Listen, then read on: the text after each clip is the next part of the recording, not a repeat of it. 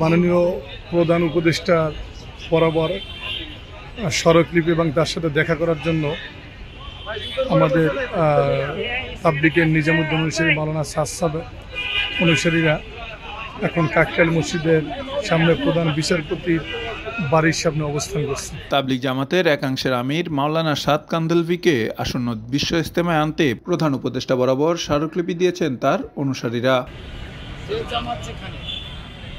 মঙ্গলবার সকালে কাকরাইল মসজিদের ইমাম মাওলানা আবদুল্লাহ সাহেবের নেতৃত্বে একটি প্রতিনিধি দল মিন্টু রোডে প্রধান উপদেষ্টার বাসভবনে গিয়ে এই স্মারকলিপি জমা দেন।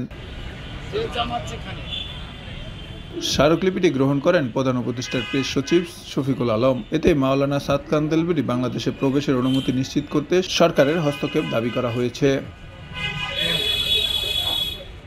সকালে সাপ্তাহিক মাসওয়ারা শেষে কাকরাইল মসজিদের সাথীদের একটি বড় অংশ মিন্টু রোডে জমায়েত হন। তবে পুলিশ প্রশাসনের বাধায় কয়েকশো মুসল্লি সড়কে অবস্থান নেন। পরে প্রতিনিধি দলের সঙ্গে আলোচনার ভিত্তিতে প্রেস সচিব তাদের প্রধান উপদেষ্টা বাসভবনে যাওয়ার অনুমতি দেন। স্মারকলিপি জমা দেওয়ার পর সাতপন্থীরা শান্তিপূর্ণভাবে অবস্থান কর্মসূচি শেষ করেন।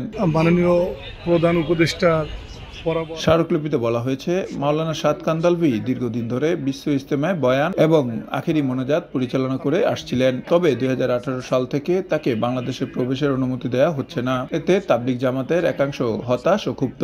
তার উপস্থিতিতে ইজতেমায় বিদেশি মেহমানদের সংখ্যা বৃদ্ধি পেত এবং বৈদেশিক মুদ্রা অর্জনের সম্ভাবনা থাকত। 2018 সাল থেকে মাওলানা সাদের কিছু বক্তব্য নিয়ে তাবলিগ জামাতের মধ্যে বিভাজন সৃষ্টি হয়। তার ইজতেমায় অংশগ্রহণ নিয়ে এক পক্ষ বিরোধিতা করায় বাংলাদেশ সরকার তার ভিসা বন্ধ করে।